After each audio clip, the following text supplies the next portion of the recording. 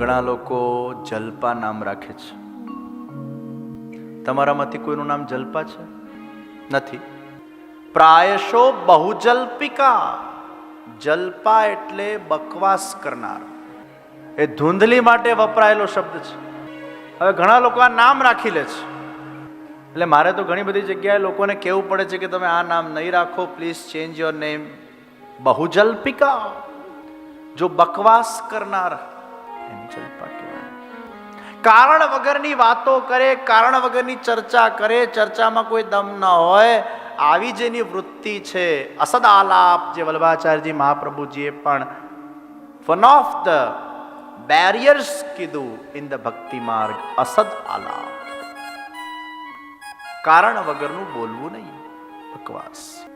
કેવલ પોતાના ઘરનું કામ કરનારી અને પ્રભુની ભક્તિ ન કરનારી.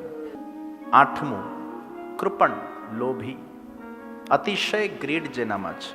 અને 9, જે કલહપ્રિય છે, જેને ઝઘડો બહુ ગમે છે, ઝઘડવું બહુ ગમે છે.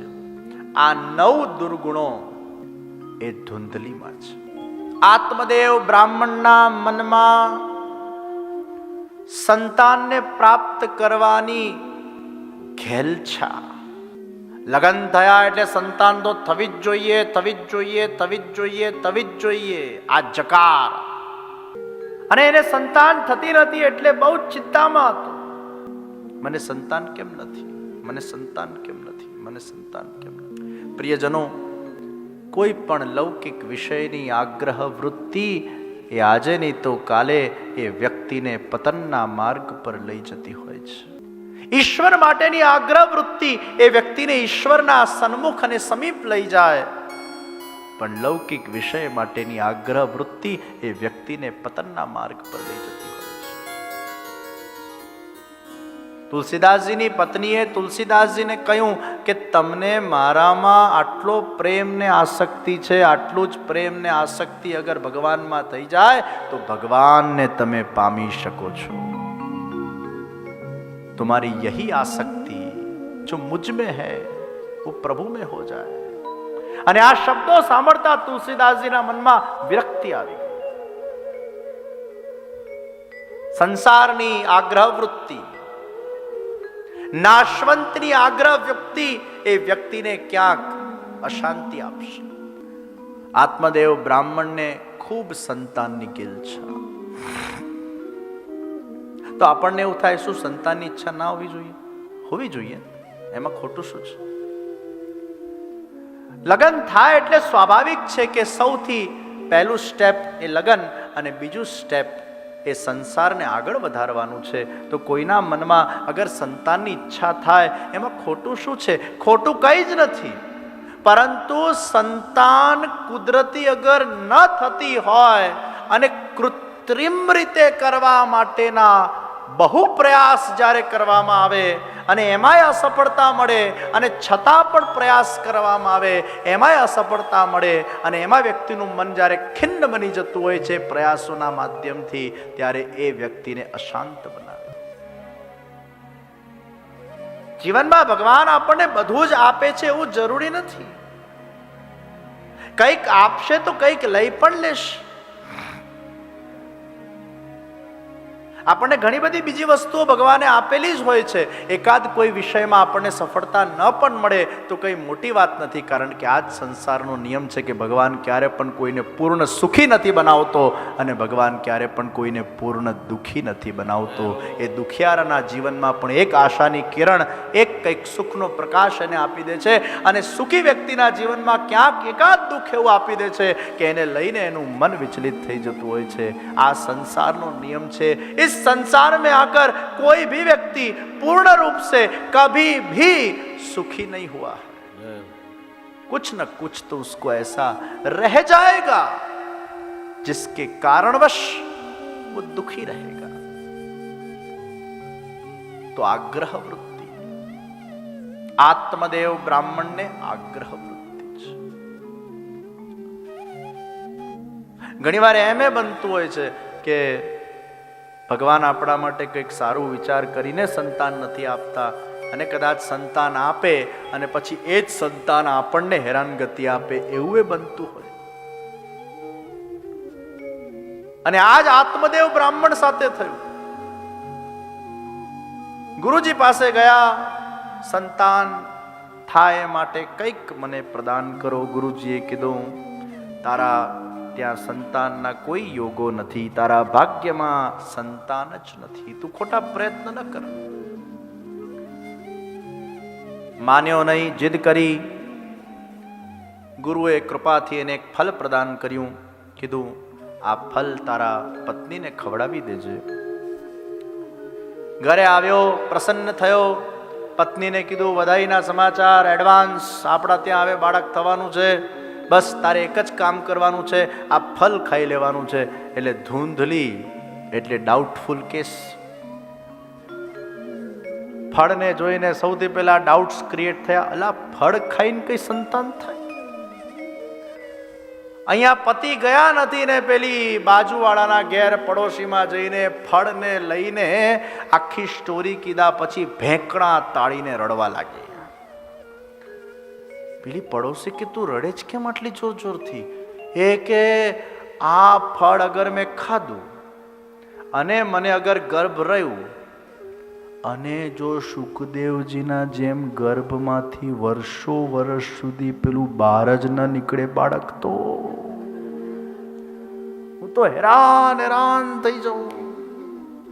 પેલી પડોશી કે અલા, આટલું લાંબુ તું ક્યાં વિચારે છે? બધે થોડા શુકદેવજી પ્રગટ થાય છે? ના, આવું થાય તો આ તો ઋષિએ આપેલું ફળ છે, આમાંથી કંઈક બીજું નીકળ્યું તો? ડાઉટ. ઘણા લોકોનો નેચરમાં બહુ લાંબુ લાંબુ બહુ વિચારે, એવું લાંબુ ક્યાંનું ક્યાં વિચારી કાઢે. 80 વર્ષના એક માજીને મેં પૂછ્યું, માજી આટલી ચિંતા કેમ કરો છો? ચહેરા પર ચિંતા કેમ છે? માજી કે મારા દીકરાના ત્યાં, દીકરીના ત્યાં હજી દીકરી નથી. મેં 80 વર્ષના માજીને કીધું, માજી હવે લપ નહીં કરો, ભગવાનના જપ કરો.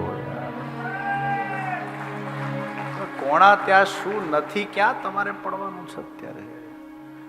80 વર્ષની ઉંમરે આ બધી જફામાં આપણે પડવાનું, કોણા ત્યાં શું નથી. હવે થશે ત્યારે થશે, તમે ક્યાં ચિંતા કરો છો? આ બધી તમે ચિંતન કરો, તમે પ્રભુનું નામ સ્મરણ કરો. આવી લાંબી ચિંતા તમારે કરવાની શું જરૂર? ધૂંધલી આવું લાંબુ ચિંતા કરવાની. પાછા આત્મદેવ બ્રાહ્મણે ધૂંધલીને કીધું, જો ગર્ભાવસ્થાના પાળવાના નિયમો છે, અમુક ગર્ભાવસ્થાના પાળવાના નિયમો છે, તો એમાં લખવામાં આવ્યું કે સૌથી પહેલું નિયમ કયું? એક ટાઈમ ભોજન. તમને લોકોને થાય હવે અમારે ક્યાં લેવા દેવા, અમારું તો બધું હવે પરવારી ગયા, છોકરા મોટા થઈ ગયા, ના પણ પછી કામ લાગે ને. ગર્ભાવસ્થાના અંદર એક ટાઈમનું ભોજન છે અને એક ટાઈમ ફલાહાર છે. આ તો ઘણા લોકો એમ કે આપણા ત્યાં બીજું હોય ને પેટમાં અંગ, એટલે આપણે વધારે જમવું પડે, કારણ કે એને ભૂખ લાગે ને એટલે વધારે ખાવું પડે. આવી સાયકોલોજીથી પેલા ખા કરે. પણ ગર્ભાવસ્થાના નિયમમાં એક ટાઈમનું ભોજન છે, બીજી ટાઈમ ફલાહાર છે. આની વાત આગળ કપિલાખ્યાનમાં જ્યારે આવશે ત્યારે ચર્ચા કરીશું. અને એવા અમુક નિયમો, સત્ય બોલવું, ગર્ભાવસ્થાના અંદર જુઠ્ઠું બોલાતું નથી, દેહ, મન અને વાણીની પવિત્રતા રાખવી, વધારે પડતા હોરર ફિલ્મ્સો ન જોવી, પિક્ચરો ન જોવી, સિરિયલો ન જોવા, કાંદા લસણ ન ખાવા, આ બધું ધ્યાન રાખવાનું છે. તમોગુણી આહાર બહુ ન આવી જાય બાળકમાં, આ ધ્યાન રાખવાનું છે. બહુ ગુસ્સો નથી કરવાનો. અને એટલે ગર્ભવતી સ્ત્રીને આપણે બહુ જ પંપાડીને રાખીએ છીએ, એને ખૂબ પ્રસન્ન રાખીએ છીએ. સાસુ પણ એને ત્રાસ ના આપે, પતિ પણ એને ત્રાસ ના આપે. ખાસ ધ્યાન રાખવાનું સાસુને પતિએ કે કોઈ ગર્ભાવસ્થાવાળી સ્ત્રી હોય એને કોઈ માનસિક ટોર્ચરિંગ કે માનસિક ત્રાસ ન મળવું જોઈએ, કારણ કે એની ઇફેક્ટ એના બાળક પર જતી હોય છે. માના મન સાથે એ બાળકનું મન જોડાયેલું છે. એનું મન પ્રસન્ન રહેવું જોઈએ, એનામાં દયા હોવી જોઈએ, એનામાં દાન હોવું જોઈએ અને એનામાં સંયમ હોવું જોઈએ. કોઈ પણ ભોગ વૈલાસિક વિષયોના અંદર એની ચિત્તવૃત્તિ ન હોવી જોઈએ. ગર્ભાવસ્થાના અંદર એ માં બને છે, ઈશ્વરે એને એક સૌભાગ્ય આપેલું હોય છે. એમાં ભોગ વૈલાસિક સાધનોમાં એના દેહનો કે ચિત્તનો ઉપયોગ ન થવો જોઈએ. આ અમુક ગર્ભાવસ્થાના નિયમો છે. ધૂંધલી આ બધું કોણ પાડે? This is not my cup of tea. બાળક પેદા કરો, પાછું એને વિચાર આવ્યો કે પાછું પેલું લેબર પેન જે થાય, ઓહો હો હો હો. આજે ઘણા લોકોને લેબર પેન નથી જોઈતું હોતું એટલે પાછા સિઝેરિયન કરાવે છે. ઘણા લોકો ને નથી જોઈતું હોતું, કોઈ કારણસર સિઝેરિયન કરવું પડે જુદી વાત છે, પણ ઘણા નેચરલ ડિલિવરી હવે નથી કરવા માંગતા. કેમ કે એમને પેલું લેબર પેનનું જે કષ્ટ છે એને અનુભવ નથી કરવું. તો કદાચ મને એમ લાગે છે કે જેને લેબર પેન સહન નથી કરવું આજના જમાનામાં પણ એમાં એ ધૂંધલીના અંશો જ આવી ગયા હશે. ભગવાને આ સ્ત્રીને એક એવી શક્તિ આપી છે કે એનામાં સહન શક્તિ છે. આવું લેબર પેન પુરુષે ક્યારે પણ ભોગવવાનું નથી આવતું. અને એટલે જ કદાચ પુરુષ કરતા વધારે સહન શક્તિનું ગુણ અગર ભગવાને આપ્યું હોય તો એ સ્ત્રીઓના અંદર ભગવાને આપેલું છે. સ્ત્રીઓમાં સહન શક્તિ, ભલે સ્ત્રી કોમળ છે પણ સ્ત્રીઓમાં સહન શક્તિ બહુ જ છે. એ સ્ત્રીઓનું ગુણ છે. કોમળતા એ સ્ત્રીઓનું ગુણ છે, સહન શક્તિ એ સ્ત્રીઓનું ગુણ છે. આ વિષય વધારે આપણે ક્યાંક આગળ કોઈ વિષય નીકળશે એમાં ચિંતન કરીશું. પણ સહન શક્તિ. ધૂંધલીની બેન આવી, બેને કીધું કે કામ કર, હું ગર્ભવતી છું, મારું જે બાળક થશે તને આપી દઈશ. આ ફળ ગાયને ખવડાવી દે. એ ફળ ગાયને ખવડાવવામાં આવ્યું અને જ્યાં ગાયે ફળ ખાધું ત્યાં ગાય સ્વાભાવિક છે ગર્ભવતી બની ગઈ. અને આ બાજુ બહેનના ત્યાં બાળક થયું. અંદર અંદર સાંઠગાંઠ હતી. એ બાળક ધૂંધલીને આપવામાં આવ્યું અને ધૂંધલીએ આત્મદેવ બ્રાહ્મણને કીધું મારા ત્યાં આ બાળકનું જન્મ થયું છે. એને બહુ મોટું નાટક રચ્યું, એની બહુ વિસ્તારમાં ચર્ચા ન કરતા. એ બાળક જ્યારે થયું ત્યારે ધૂંધલીએ કીધું આનું નામ હું પાડીશ અને એનું નામ ધુંધુકારી પાડવામાં આવ્યું. આ ધુંધુકારી એ દુષ્ટ બન્યો. અહીંયા ગાયને બાળક થયું, ગાયના કર્ણવાળો એ ગોકર્ણ. અહીંયા ગોકર્ણજીનું પ્રાગટ્ય થયું. અહીંયા ધુંધુકારી દુષ્ટ જન્મ્યો. એ મોટો થયો અને મોટો થઈને ન કરવા જેવા કામો એ કરવા લાગ્યો. આપણા શ્રીમદ ભાગવતમાં 5 મહાપાપ બતાડવામાં આવ્યા છે. આ 5 પાપોને આ ધુંધુકારી કરવા લાગી. કયા 5 મહાપાપ છે? અને અગર આ 5 મહાપાપ ક્યાંક જીવનમાં થયા હોય અથવા થતા હોય તો એનાથી તરત આપણે નિવૃત્તિ લેવી જોઈએ. જાગ્યા ત્યારથી સવાર અને આ પુરુષોત્તમ માસ અધિક માસ ચાલી રહ્યું છે. એ અધિક માસમાં એના નિયમ લેવા જોઈએ કે પુનઃ એ પ્રકારના પ્રવૃત્તિઓ ન કરવામાં આવે. એમાં સૌથી પહેલું મહાપાપ કયું લખ્યું છે? મદિરાપાન, શરાબ પીવું. એ ભાગવતમાં મહાપાપ કરવા કહેવામાં આવ્યું છે. જે લોકો શરાબ પીએ છે એ લોકોએ ચોક્કસ શરાબ છોડવી જોઈએ. શરાબ પીવું એ મહાપાપ છે. તો એક જણાએ મને કીધું દેવો તો મદિરા પીએ છે. મેં કીધું એના માટે દેવ બનવું પડે, એના માટે સ્વર્ગ જવું પડે. તું સ્વર્ગમાં છે કે ભૂતલમાં છે? ભૂતલમાં. It's not allowed. શરાબ પીવું એ મહાપાપ. બ્રહ્મ હત્યા કરવી એ મહાપાપ. સુવર્ણની ચોરી કરવી એ મહાપાપ. ગુરુ સ્ત્રી ગમન કરવું મહાપાપ. અને કોઈના સાથે વિશ્વાસઘાત કરવો એ મહાપાપ નંબર 5. આ 5 મહાપાપ જે ભાગવતના અંદર દર્શાવવામાં આવ્યા. ધુંધુકારી આવો મહાન પાપી બન્યો, પોતાના માતા પિતાને હેરાન કરવા લાગ્યો, ત્રાસ આપવા લાગ્યો. માતા પિતા ત્રાહિમામ પુકારી ગયા, ક્યાં અમને આવી સંતાન ભાગ્યમાં મળી. ગુરુજી સાચું કહેતા હતા કે ભાગ્યમાં સંતાન જ નથી, તું આગ્રહ વૃત્તિ છોડી દે. અને અમે ખોટી આગ્રહ વૃત્તિ રાખ્યા અને આવો સંતાન પ્રાપ્ત કરીને અમે ખૂબ હેરાન થયા. જીવનમાં જે સજ્જનો છે અને જે દુર્જનો છે, એમના જીવનમાં જ્યારે પોતાના જ ઘર પરિવાર સગા સંબંધીઓ પાસેથી જ્યારે વિશ્વાસઘાત થાય છે, જ્યારે અતિશય એમની આશાઓ ઠગારી નીકળે છે, જ્યારે એમને પોતાના સગા સંબંધી અને સ્વજનો તરફથી કષ્ટ કે દુઃખ આપવામાં આવે છે, ત્યારે સમજો એમાં સજ્જન અને દુર્જન એ બંનેના વે ઓફ ડિરેક્શન જુદા હોય છે. જે દુર્જન છે એ આને સહી નથી શકતો અને ક્યાંક એવું પગલું ભરી દે છે, યા તો બીજાને મારવાનું પગલું ભરી દે, યા પોતે મરી જવાનું પસંદ કરી નાખે. ખોટું પગલું ભરીને પોતાનું કર્મ બાંધી દેતો હોય છે. અહીંયા ધૂંધલી એ દુર્જન છે અને આત્મદેવ બ્રાહ્મણ એ સજ્જન. પોતાના દીકરાના ત્રાસથી ધૂંધલીએ આત્મહત્યા કરી નાખી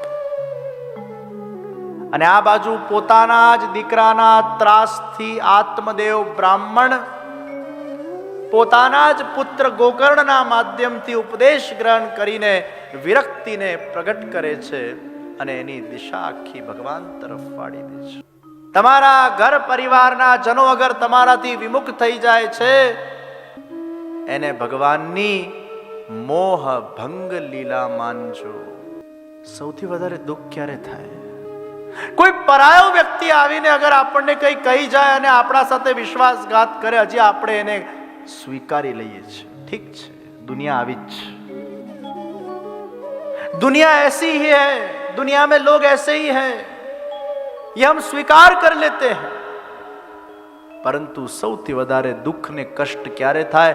જ્યારે આપણો જ પોતાનું લોહી, આપણો જ પોતાનો સ્વજન, આપણા જ પોતાના પરિવારના સભ્ય જ્યારે ક્યાંક આપણો વિશ્વાસઘાત કરી નાખે છે. એ સહેવું એક માતા પિતા માટે કે દાદા દાદી માટે કે એક પતિ કે પત્ની માટે અસહનીય હોય છે. એક જગ્યાએ મને એક વ્યક્તિ મળ્યા, ઠાકોરજીની સગડી ભોગની સેવા કરતા, એકનો એક દીકરો, અને એમની આશા એવી હતી કે એકનો એક દીકરો છે તો બધાની સ્વાભાવિક અપેક્ષા એ જ હોય કે આપણા ધર્મમાં એના શુભ લગ્ન થાય. અનફોર્ચ્યુનેટલી ક્યાંક બીજે લગ્ન થયા. માતા પિતા ભાંગી પડ્યા કે અમારો એકનો એક દીકરો,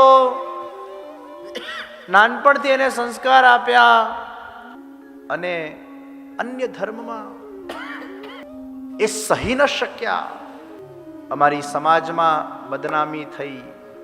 હજી વિદેશોમાં તો આ વસ્તુ કદાચ સ્વીકાર્ય છે, એક જુદી વાત છે, પરંતુ ભારત દેશના અંદર આજે ઘણા એવા પરિવારો છે અને ઘણા રૂઢિચુસ્ત એવા પરિવારો છે અને ઘણા એવા ગામના લોકો છે જે કદાચ એને સ્વીકાર નથી કરતા.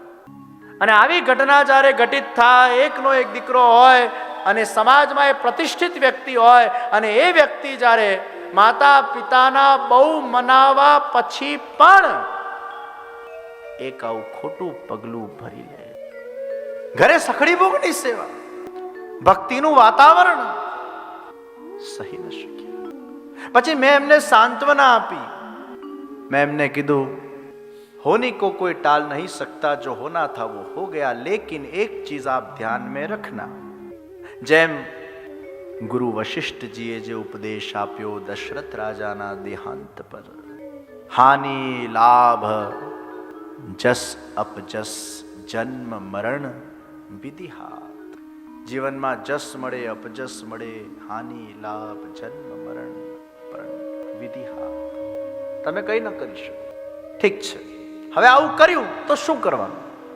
મેં એમને સમજાવ્યા, અરે આ આપણા પ્રભુની લીલા છે, એને લીલા તરીકે જુઓ. આ તમારા દીકરામાં તમને બહુ પ્રેમ હતો ને, બહુ જ આસક્તિ હતી ને, બહુ અટેચમેન્ટ હતું ને, તમે એના વગર 1 મિનિટ પણ રહી નતા શકતા ને, દિવસ રાત તમે એનું ચિંતન કરતા હતા ને. હા, આપની વાત બહુ સાચી છે. અમને આમ અમારાથી થોડોક પણ દૂર જાય ને, અમારા આંખમાંથી આંસુડા આવી જાય. અમે એને અમારાથી દૂર પણ ન જતા જોઈ શકીએ, અને એને અમારા સાથે આવું કર્યું એટલે અમે એને સ્વીકારી શકતા નથી. ત્યારે મેં કીધું, આ ભગવાનની મોહભંગ લીલા છે. જાણી જોઈને આવી લીલા કરાવીને તમારા મનમાં અતિશય જે દીકરા માટેની આસક્તિ હતી, એ આસક્તિને ભગવાને ભંગ કરી નાખી છે. અને એટલે જ જીવનમાં જ્યારે જ્યારે તમારા પોતાના સ્વજનો કે પરિવારજનો કે પોતાના જ લોહી દ્વારા તમને કષ્ટ આપવામાં આવે છે. ઘણા છોકરાઓ પોતાના માતા પિતાને વૃદ્ધાશ્રમમાં મૂકી આપતા હોય છે, અને એ માતા પિતાના નિશાસા લાગતા હોય છે, એ બિચારા રડતા હોય છે, અમને કેવી સંતાન ભગવાને આપી. ત્યારે એક વસ્તુ યાદ રાખજો, એ વૃદ્ધોને પણ એ સમજાવવાની જરૂર છે કે તમને પણ આ ભગવાને તમારા દીકરાઓથી દૂર કરીને મોહભંગ લીલા કરી છે, જેથી આ સંસારના અસારતાનું તમને દર્શન થાય, જેથી આ સંસારના અંદર તમારા સગા સંબંધીઓમાં તમારું જે ચિત્ત હતું એ ચિત્ત દૂર થાય. અને કેવી રીતે દૂર થાય? યા તો મૃત્યુથી થાય, અને યા આવી કોઈક ઇન્સિડન્ટ થાય તો તમારું મન ખાટું થાય ને એમાંથી ચિત્ત તમારું નીકળે. હવે તમારા ચિત્તને ભગવાનમાં લગાડો. આ ભગવાનની મોહભંગ લીલા છે. તો દીકરી હોય, દીકરા હોય, પતિ હોય, પત્ની હોય, માતા હોય, પિતા હોય, દાદા હોય, દાદી હોય, અગર આવા ઇન્સિડન્ટ ક્રિએટ થાય છે, આ મોહભંગ લીલા માનીને એનો સ્વીકાર કરીને પછી તમારા ચિત્તને ઈશ્વર તરફ લગાડો. खाली दिमाग शैतान का घर. जब हमारे जीवन में कुछ ऐसी घटना घटित होती है जो हम नहीं चाहते हैं, उस वक्त अगर आपने अपने मन को खाली रखा तो आपके मन में वही विचार आएंगे, वही विचार आएंगे, वही विचार आएंगे और आपके मन को अशांत बनाएंगे. उस वक्त आप अपने आप को व्यस्त बना लो. भगवत ग्रंथों के वांचन में, भगवत कथा के श्रवण में, भगवत नाम स्मरण के अंदर अपने चित्त को लगा लो, आपको बहुत शांति मिलेगी. कारण કે એક વસ્તુ નક્કી છે કે ભાગવતજી, ગીતાજી, રામાયણ જેવા ગ્રંથો, એના કથાના શ્રવણ કરવાથી આપણને આપણા જાતની જે વ્યવસ્થા છે, આપણા પરિવારની જે વ્યવસ્થા છે, કદાચ આપણા જીવનમાં થયેલા ઉતાર ચઢાવો જે છે, ક્યાંક આપણી જે લાઈફ છે એને આપણે એ પાત્રો સાથે કમ્પેર કરી શકીએ છીએ, અને એ પાત્રો સાથે કમ્પેર કરીને આપણે આપણા જાતને કહી શકીએ છીએ, અરે આમને તો કેટલું દુઃખ વેડફ્યું, અમને તો ભગવાને ઘણા સુખી રાખ્યા છે, આમને તો કેટલું બધું ભોગવવું પડ્યું, ભગવાને અમને તો હજી ઘણા સુખી રાખ્યા છે. And with that comparison you can feel good about your self. કે અરે ભગવાન રામે પણ, ભલે ભગવાન હતા પણ છતાં એમને કેટલું કષ્ટ. સીતાજીનું અગર આપણે આખું જીવન ચરી, કેટલું કષ્ટ. દેવકીજી, વસુદેવજીનું આપણે જોઈએ, કેટલું કષ્ટ. ભગવાન શ્રી કૃષ્ણ તો પૂર્ણ પુરુષોત્તમ પોતે, પણ એમની લીલામાં આપણે જોઈએ કેટલું કષ્ટ. ભગવાને સ્વયં પોતે પોતાના લીલાઓના માધ્યમથી અને ભક્તોના જીવનના અંદર દુઃખો આપીને ભગવાને પોતે આપણને એ સૂચવ્યું છે ને સમજાવ્યું છે. Life is not easy. અને સંસારમાં આવા જ કોઈક ઇન્સિડન્ટથી મોહભંગ લીલા ભગવાન કરે છે. આત્મદેવ બ્રાહ્મણ સજ્જન હતા, જેનું ઉદ્ધાર નથી થવાનું એને ભગવાન આપઘાત કરાવી લેશે, અને એટલે ઘણા લોકો સુસાઇડ કરી નાખે છે. પણ જેનું ઉદ્ધાર ભગવાન કરાવવા માંગશે એને કોઈક ઉપદેશ અપાવશે, ગુરુ દ્વારા એને જ્ઞાન પ્રાપ્ત થશે, અને એનાથી એનું જીવન ઉજ્જવલ બની જશે. અહીંયા ગુરુ કોણ બન્યા છે? અહીંયા ગુરુ પુત્ર બન્યા છે. ये कैसी उल्टी गंगा है? पिता गुरु बनते हैं अपने बच्चों के, लेकिन यहां तो उनका ही पुत्र, वो दैवी पुत्र, वो स्वयं गुरु बन गया है और अपने पिता को उपदेश दे रहा है. ત્યાં માતા દેવહૂતિજીને ભગવાન કપિલ પુત્ર બનીને ઉપદેશ આપે છે. અને આપણા ત્યાં એમ કહેવાય, બાલાદ અપિગ્રાહ્યે શિષ્યાદ અપિગ્રાહ્યે. ઘણીવાર નાના બાળકો પણ છે ને બહુ સારી વાત કહી જતા હોય છે, એને ઇગ્નોર નહીં કરવાનું. અરે આ તો બાળક છે. બાલાદ અપિગ્રાહ્યે શિષ્યાદ. કભી શિષ્ય ભી કોઈ અચ્છી બાત કહે જાતા હૈ. એવું ના હોય કે ગુરુ જ જ્ઞાન આપે શિષ્યને, કોઈ વાર શિષ્ય પણ કોઈક સારી વાત કહી જાય તો એ ગુરુએ પણ ધ્યાનમાં લેવી જોઈએ. મહાભારતના અંદર યુધિષ્ઠિરને જ્યારે ગુરુજી ભણાવતા ને, તો યુધિષ્ઠિર બહુ સજ્જન વ્યક્તિ, ગુરુજી પાછા સ્ટ્રિક. ગુરુજી આમ પહેલા તો મારે સોટી, હવે તો બધા નિયમો બદલાઈ ગયા, મારે તો બધા ગભરાતા, ગુરુજી સામે આમ થરથર કાપે. તો યુધિષ્ઠિરને કીધું બોલો વર્ણમાલા બોલો. યુધિષ્ઠિર વર્ણમાલા બોલ્યા. અબ વર્ણમાલા કે બાદ કા પહેલા વાક્ય બોલો. યુધિષ્ઠિર આમ ચૂપ. એ ગુરુજી આમ ગુસ્સે થયા અને આમ એક સોટી મારી, બે સોટી મારી. હજી યુધિષ્ઠિર બોલતા નથી.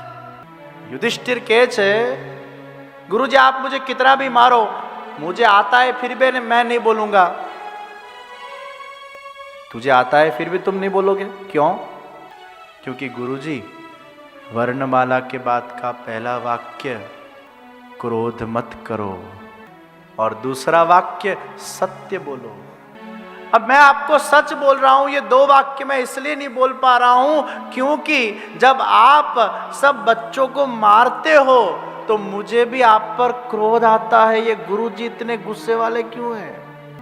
और इसलिए मेरा एक नियम है, मैं जो भी पढ़ता हूं पहले उसको पचाता हूं. अगर मैंने पढ़ा और उसको पचाया नहीं तो उसका मीनिंग क्या है? और इसलिए मैं वो वाक्य नहीं बोल सका, क्रोध मत करो, क्योंकि मुझे क्रोध आता है गुरुजी. गुरु के वाह शिष्य, આટલા વર્ષોથી હું એ જ ભણાવ કરું છું, પણ હજી મારામાં આ ગયું નથી. અને તે મને આજે શીખવાડ્યું. શિષ્યાદપી ગ્રાહ્યેત બાલાદપી ગ્રાહ્યેત. બાળકોને યુવાનો પાસેથી પણ જ્ઞાન મળી શકે છે.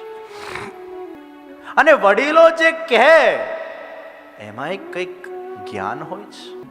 ઘણા યુવાનો ભણી ગણીને મોટા થઈ જાય પછી એમને એમ કે હવે આ બધાને શું પૂછવાનું, પછી પાછા કે હવે તમે બહુ બુઢા થઈ ગયા, હવે તમને કંઈ ખબર ના પડે, અમને બધાને ખબર પડતી, અમે ભણેલા ગણેલા છે, તમે ક્યાં ટાપસી આપો છો વચ્ચે.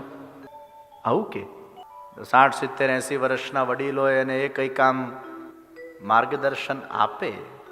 ભલે તમને કેટલું કામનું છે કે નથી કામનું ડઝન્ટ મેટર, પણ ક્યારે પણ કોઈ વડીલ કંઈક કહેતું હોય ને એને ચોક્કસ સ્વસ્થ ચિત્તે સાંભળી લે.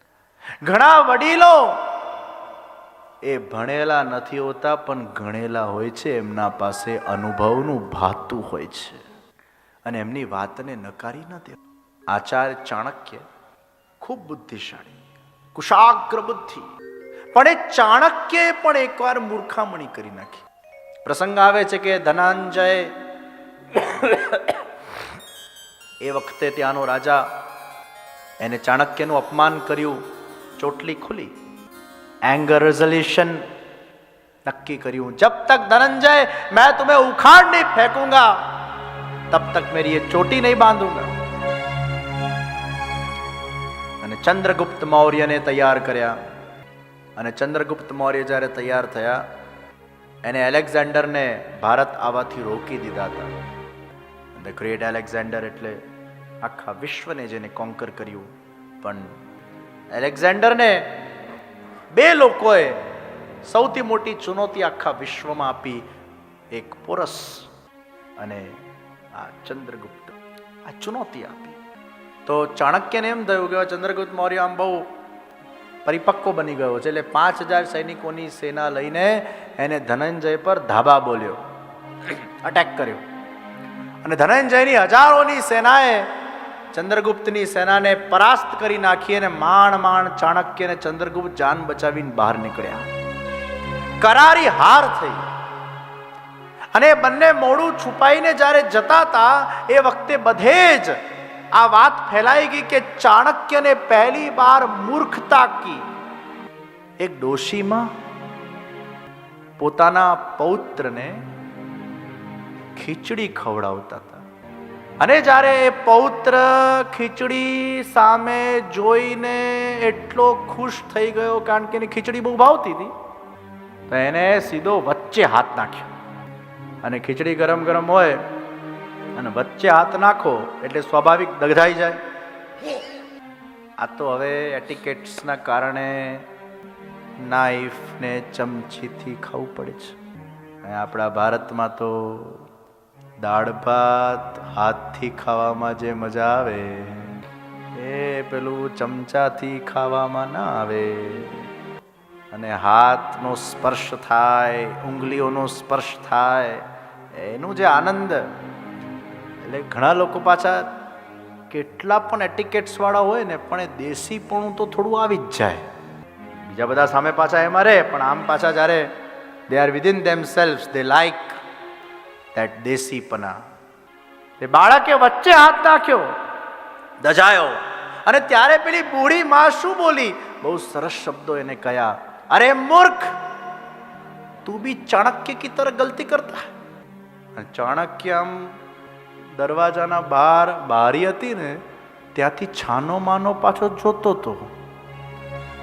ચાણક્ય પોતાનું નામ સાંભળે છે કે મારી આટલી બધી બેઇજ્જતી, હું આટલો બુદ્ધિશાળી વ્યક્તિ અને આ ડોશીમાં મારી આટલી બેઇજ્જતી કરે છે કે તું ભી ચાણक्य की तरह मूर्खता कर रहा है. अरे बालक, खिचड़ी को कभी भी बीच में अटैक करके नहीं खाया जाता. खिचड़ी को कोने कोने कोने कोने में से धीरे धीरे खा के फिर अंदर तक पहुंचा जाता है.